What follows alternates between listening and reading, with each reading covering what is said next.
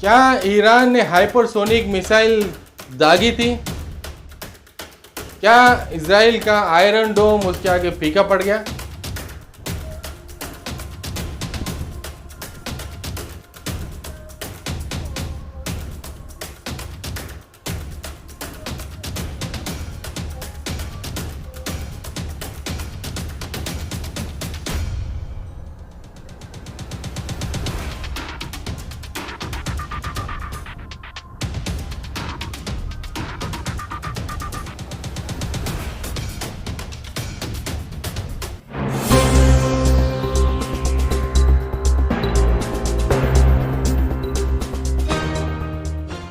Iran ने जिस तरह से अपनी ताकत बताई इजराइल को, उस तरह से लगता है कि इजराइल कहीं ना कहीं सदमे में पहुंच चुका है। यहाँ तक कि ईरान ने नेतन्याहू को धमकी भी दे दी कि अभी हम सबको ख़त्म कर दें। ईरान ने जिस तरह से बीती रात कई सैकड़ों मिसाइल्स दागे इजराइल पर, तो ये नज़ारा देखने लायक। अस्सलाम वालेकुम दोस्तों, मैं अब्दुल रहीम ख़ान आप सभी का स्वागत करता हूँ खिलाफत टाइम्स में।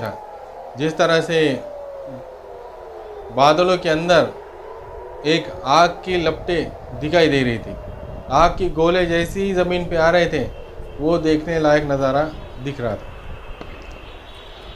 इस बात से ये तो तय है आगे इजराइल के लिए ईरान मुसीबत बन सकता है। जिस तरह से इजराइल ने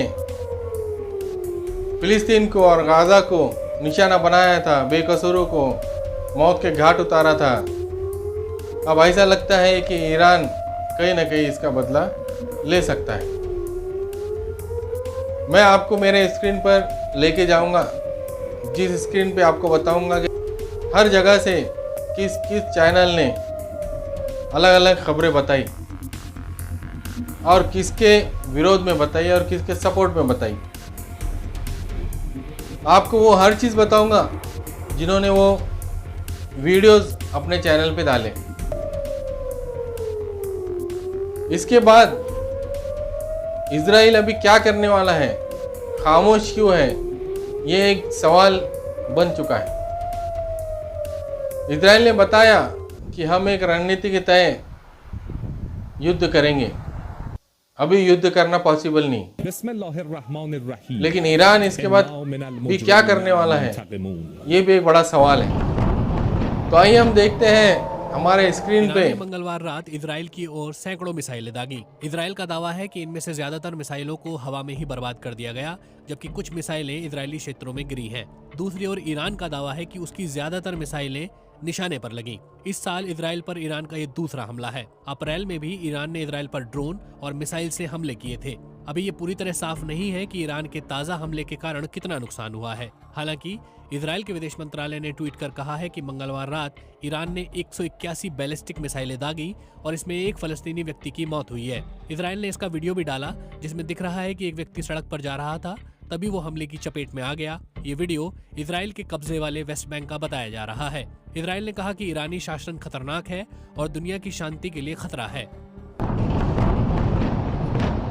अब सवाल ये उठता है कि हमला कितना बड़ा था। अप्रैल की तुलना में ईरान का ये थोड़ा बड़ा हमला है। 5 महीने पहले अप्रैल में ईरान ने इजराइल पर करीब 110 बैलिस्टिक मिसाइल और 30 क्रूज मिसाइलों से हमला किया था। इजरायली टीवी पर दिखाए गए फुटेज में स्थानीय समय अनुसार 7:45 से कुछ पहले तेल अवीव और उसके नजदीकी इलाकों के ऊपर से मिसाइलें उड़ती नजर आईं। सैन्य अधिकारियों ने पुष्टि की है कि हमले के दौरान कुछ मिसाइलें तय निशाने पर लगी। इजरायली सेना के एक प्रवक्ता ने कहा कि ये हमले इजराइल के मध्य और दक्षिणी हिस्सों में हुए थे।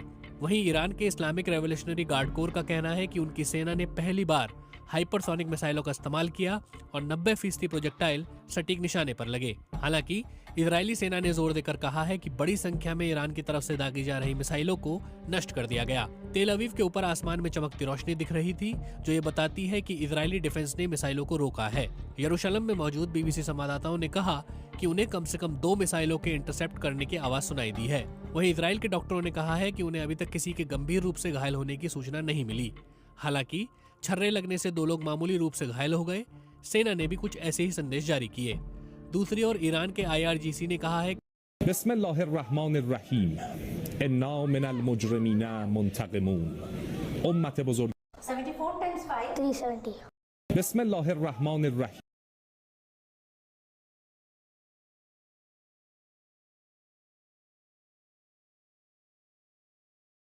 We have to exercise extreme caution. These flashes may well be interceptions. Interceptions of these projectiles. 1, 2, possibly 3 of them may or may not have hit their targets. May or may not have hit their targets in Tel Aviv.